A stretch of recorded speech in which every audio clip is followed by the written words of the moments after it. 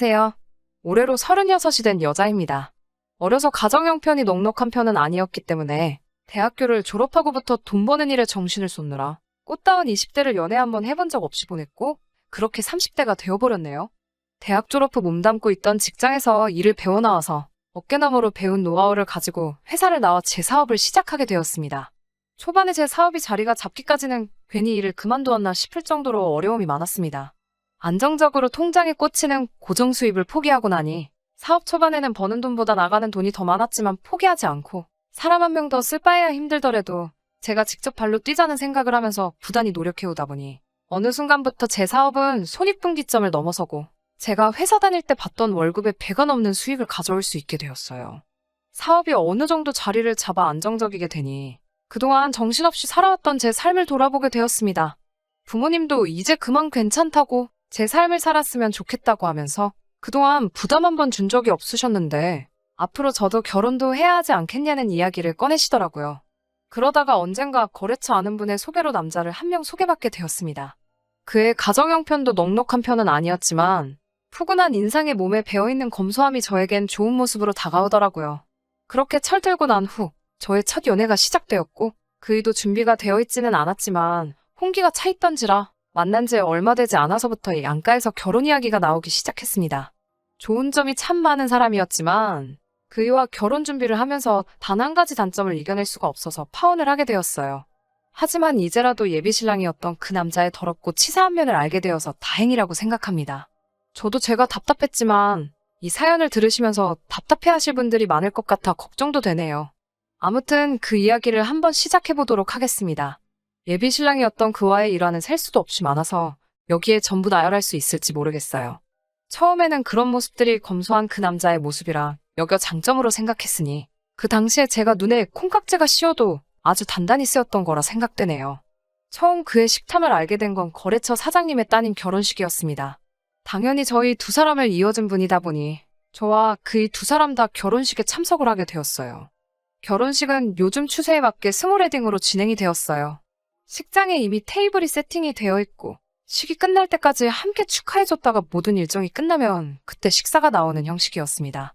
혼주 쪽에서 준비한 식사는 갈비탕이었어요. 그런데 그이는 결혼식장에 도착해서 축의금 봉투를 건네는 그 순간부터 식권은 어디서 받냐고 물어보더라고요. 식이 끝날 때 앞앞이 식사가 나온다는 설명을 듣자 그는 그때부터 실망한 표정을 감추지 못했습니다. 결혼식이 진행되는 내내 왜 뷔페로 하지 않은 거지? 하면서 혼잣말로 불만을 계속해서 토로했어요. 식사에서부터 불만이 많았던 그이와는 반대로 저는 이런 결혼식이 참 마음에 들었거든요.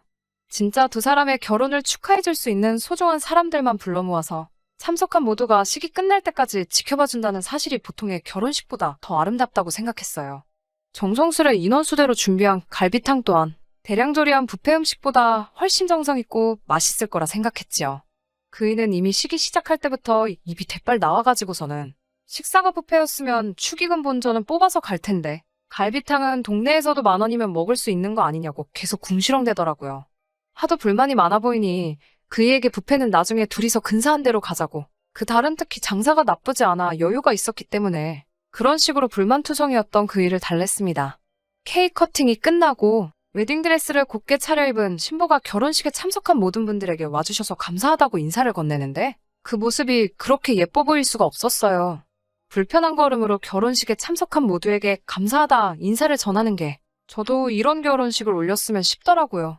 그이한테도 우리도 결혼식을 이런 스몰웨딩으로 알아보는 게 좋겠다고 말했는데 결혼식은 뷔페여야지 하면서 별로 내키지 않아 했습니다. 요즘 식을 끝까지 보는 사람들이 어딨냐고 축의금 받고 취향껏 먹을 수 있게 뷔페로 하는 게 좋다고 고집을 굽히지 않았습니다. 각자 생각하는 게 다를 수도 있고 그의 말대로 제가 아름다운 결혼식에만 정신이 팔려 그런 걸 수도 있다는 생각에 그건 나중에 우리 식 올릴 때 다시 이야기하자고 말을 줄였습니다. 모든 식이 끝나자마자 5가지 반찬이 정갈하게 차려진 갈비탕이 앞앞이 세팅이 되더라고요. 그이는 이게 뷔페였으면 갈비찜만 먹어도 갈비탕에 들은 갈비보다 몇 대는 더 먹었을 거라고 하면서도 음식이 나오니 탕에다가 밥까지 말아서 엄청 잘 먹더라고요. 그이는 벌써 탕에 들은 갈비를 끝내고 국물에 말아버린 밥과 몇 가지 밑반찬만 집어먹으면서 제 갈비탕을 계속 뚫어져라 쳐다보고 있었어요. 저도 식사를 거의 끝마친 상황이기는 했는데 저한테는 양이 많은 편이라서 이미 배가 부르기도 했고 갈비에 붙어있는 살을 뜯어먹기엔 조금 주변 사람들 눈치도 있고 해서 살코기만 발라먹었거든요. 그런데 그이가 그 갈비 다 먹은 거면 자기를 달라고 하길래 가져가라고 했죠. 사용하지도 않고 젓가락도 사용하지 않은 채 제 그릇으로 손을 옮겨 제가 먹다 남은 갈비를 가져가는데 그래도 그때는 음식을 잘 먹는 그 모습까지 보기 있어 보이고 좋아 보였어요. 아, 얼마나 제가 사람 보는 눈이 없었는지 그때는 그게 예비신랑이었던 그이의 더러운 식탐이라는 생각은 꿈에도 한 적이 없습니다. 오히려 그때 그걸 눈치챘더라면 더러운 걸 보지 않고 저도 다른 인연을 찾아봤을 텐데 말이죠. 그 뒤로도 그이와는 연애를 계속해오면서 저희도 어느덧 결혼식 날짜가 잡히게 되었어요. 제가 모은 돈과 부모님이 돈을 보태주신 게 2억 정도 되었고 예비시댁과 그이가 준비한 돈이 1억 5천 정도 되었어요. 그 돈으로 서울 외곽에 있는 오래된 아파트를 구하게 되었습니다. 오래된 아파트지만 서울에서 신혼살림을 차릴 수 있다는 사실에 감사했죠.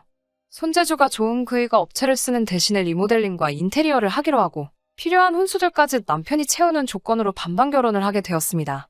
처음 며칠간은 그이 혼자서 아파트에 들어가 퇴근 후에 작업을 시작했는데 혼자서는 못하는 부분이 많아서 결국에는 저까지 나서서 리모델링을 도와주게 되었어요. 그래서 그 아파트에서 남편 퇴근 시간에 맞춰 공사를 시작하게 되었고 나중에는 간이침대 2개를 가져다 놓고 혼전동거 형식으로 살게 되었습니다. 가끔씩은 업체한테 맡길 거라는 후회가 들기도 했지만 그래도 제가 살 집을 직접 손본다는 게 재밌어서 딱히 불만은 갖지 않았어요.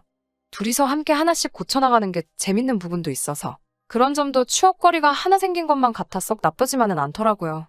하지만 그의 더러운 식탐 때문에 결국 이 사단이 나고 말았습니다. 바닥 타일을 끝내고 벽지까지 전부 다 끝낸 날이었어요. 3일이나 걸렸고 조금씩 벽이 우는 부분도 있었지만 다 끝내고 나니 오래된 아파트라는 느낌이 들지 않을 정도로 쾌적해 보였습니다. 그래도 나름 의미 있는 날이다 보니 저녁을 배달 음식을 시켜 먹기로 정하게 되었고 메뉴는 치킨으로 정했어요. 얼마 안 있어서 음식이 도착했고 인터폰이 울렸어요. 현관문을 열어주려는데 인터폰이 손에 익지 않아서 그런지 오래된 아파트라 고장이 난 건지 문이 잘 열리지가 않더라고요. 그이가 자기가 가서 가져오면 되겠다고 하고 밖으로 나갔어요. 그런데 음식 받으러 간 그이가 5분이 넘도록 돌아오질 않는 거예요. 전화기도 두고 나가서 무슨 일인지도 모르겠고 혹시 결제하려고 가져간 카드가 문제가 있는 건가 싶어서 현금을 들고 밖으로 나갔어요. 엘리베이터를 기다리는데 계단 쪽에서 인기척이 들리길래 고개를 내밀어서 봤는데 그이가 계단 구석에서 상자를 열어놓고 닭다리를 한 손에 들고 뜯어먹고 있는 거 아니겠어요. 그때는 그가 계단을 올라오면서 닭다리를 뜯고 있는 게 기분이 나빴다기보다 그때는 고생을 얼마나 했으면 배가 고파 저럴까 싶었죠. 식탁이 따로 없었어서 거실 한가운데다가 신문지를 깔고 치킨을 세팅했어요. 콜라를 마시려고 컵을 가지러 간 사이에 그이는 그 자리에서 하나 남은 닭다리를 꺼내더니 제게 먹어보겠냐는 말도 없이 뜯어먹기 시작하더라고요. 그때만큼은 기분이 상하더라고요. 저도 가족들하고 치킨 먹을 적에 부모님이나 동생들한테 맛있는 거를 늘상 양보해왔기도 하고 개인적으로 퍽퍽살을 더 좋아하기 때문에 달라고 하면 안 줄 것도 아니었는데 딴 사람도 아니고 아내 될 사람인 제가 먹는 게 그렇게 아까웠나 싶었어요. 조금 빈정이 상하긴 했지만 거기서 한번 또 참고 치킨무 껍데기를 까서 국물을 싱크대에 버리고 있었어요. 그이가 그런 저를 보더니 야! 야! 하고 소리를 지르면서 이게 뭐 하는 짓이냐며 제 쪽으로 뛰어오더니 저를 확 밀치더라고요. 손에는 방금까지 뜯어먹던 닭다리를 쥔 채로요. 그이가 저를 밀치면서 팔꿈치를 싱크대에 부딪혀서 아파하고 있는데 그런 저는 안중에도 없고 저한테 치킨무 국물을 왜 버리냐고 고래고래 소리를 지르기 시작하더라고요. 완전 미식가의 빙의에서는 치킨무 국물이 느끼할 때 얼마나 개운하고 맛있는 줄 아냐면서 한 소리를 하고 있길래 그때 감정이 북받쳐 올라서 그걸 가지고 뭐라 한마디를 했죠. 치킨무 국물 버린 거 가지고 너무하는 거 아니냐고. 닭다리를 혼자서 다 처먹은 것 하며 어차피 나는 퍽퍽살이 더 좋아서 닭다리는 관심도 없는데 고작 치킨무 국물 버린 거 가지고 치사하게 그랬어야만 했냐고요. 그이는 머쓱해졌는지 그제서야 저한테 사과를 했고 저도 놀라서 그런 거지 부딪힌 곳이 그렇게 아프지 않아서 그냥 참고 넘어갔죠. 그런데 그이는 제가 용서해줬다는 사실보다 제가 퍽퍽살 위주로 먹는다는 말이 더 기분이 좋았었나 봐요. 날개를 자기 접시에 덜더니 날개도 자기가 먹어도 되겠냐고 그제서야 물어보더군요. 더럽고 치사해서 안 먹는다고 그렇게 먹고 싶으면 너 다 먹으라고 했죠. 그날 이후로 예비 시어머니와 통화할 일이 생겨서 그날의 이야기를 했습니다. 예비 시모는 옛날에는 안 그랬고 저처럼 형제들한테 먹을 거 양보해주고 그런 아이였다고 예비 신랑을 옹호해주더라고요. 형제들한테는 양보해주고 저한테는 왜 양보를 안 해주냐 되물었더니 그때 못 먹은 게 한이 돼서 그러는 것 같다고 저보고 이해 좀 해달라고 하더라고요. 형제들한테 양보했다는 말에 그게 무슨 기분인지 저도 정확하게 알고 있었기 때문에 그 이야기는 더 꺼내지 않고 그냥 넘어가기로 했습니다. 하지만 정말 진심으로 참을 수 없는 사건이 그날이 지나고 일주일이 채 지나지 않아서 일어나고 말았습니다. 지금 그때의 일을 되새기기만 하는데도 벌써 손이 바들바들 떨려오기 시작하네요. 집안 인테리어는 거의 마무리가 되었고 남편 쪽에서 준비한 가구들이 들어오는 날이었습니다. 조금 게으름을 부렸나 뒷정리할 게 많이 남아있어서 저는 가게를 그날 직원에게 사정을 말해 하루를 아예 맡기고 일정을 정리했고 그이는 반차를 내고 점심 이후에 같이 도와주기로 했습니다. 정리할 게 많아서 그냥 월차 전부 다 쓰면 안 되겠냐고 물어도 봤는데 그날 회사에서 점심으로 중국집에서 회식을 하기로 했다면서 공짜밥인데 먹고 와야지 않겠냐고 하더군요. 그이가 중국집에서 음식을 싸운다는 건 기대도 안 했지만 그렇게 먹고 싶다니 그러라고 했죠. 그이를 출근시키고 아침 내내 정신없이 청소하는데 시간을 다 보냈습니다. 그러고 나니 조금 허기가 지더라고요. 냉장고에 뭐라도 있나 싶어서 열어봤는데 언제 사놓은 건지 편의점 김밥이 한 줄 있더라고요. 뭐 해먹기도 귀찮고 김밥이면 간단하게 먹을 수 있으니 그걸 꺼내 먹었어요. 편의점 김밥이라 그런지 김밥 속은 거의 없고 김하고 밥밖에 없는 게 맛도 더럽게 없었습니다. 김밥은 꼬다리가 맛있는 법인데 도무지 물 없이는 넘어가지도 않을 것 같아서 끄트머리 2개 남겨놓고 다 먹지도 못했네요.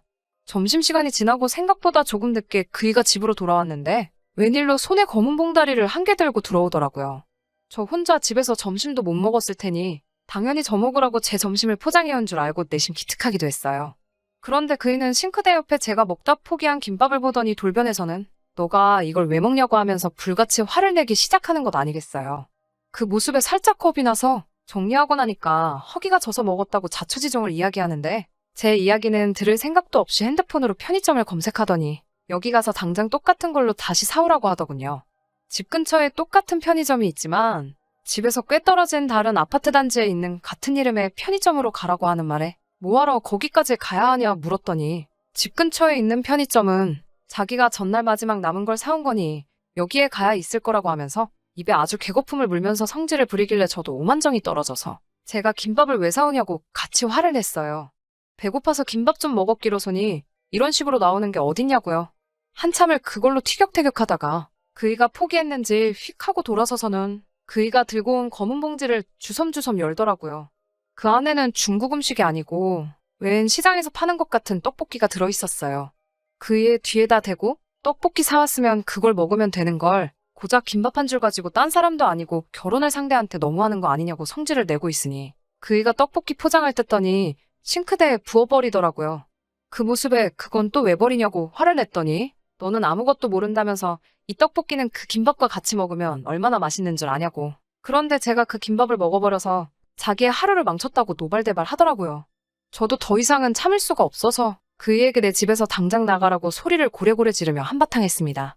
그 와중에도 저한테 사과할 생각은 안 하고 현관문을 부서져라 쾅 하고 닫고는 나가버렸습니다. 얼마 안 있어서 예비시모한테 전화가 한 통 걸려왔어요. 저를 이해시키려고 별말도 안 되는 이야기를 하시길래 고작 김밥 한 줄 가지고도 앞으로 평생을 함께 보낼 사람한테 저 지경으로 달려드는데 같이 살았다가 무슨 봉변을 당하겠냐며 제 마음을 돌릴 생각은 추호도 없다고 이야기를 했죠.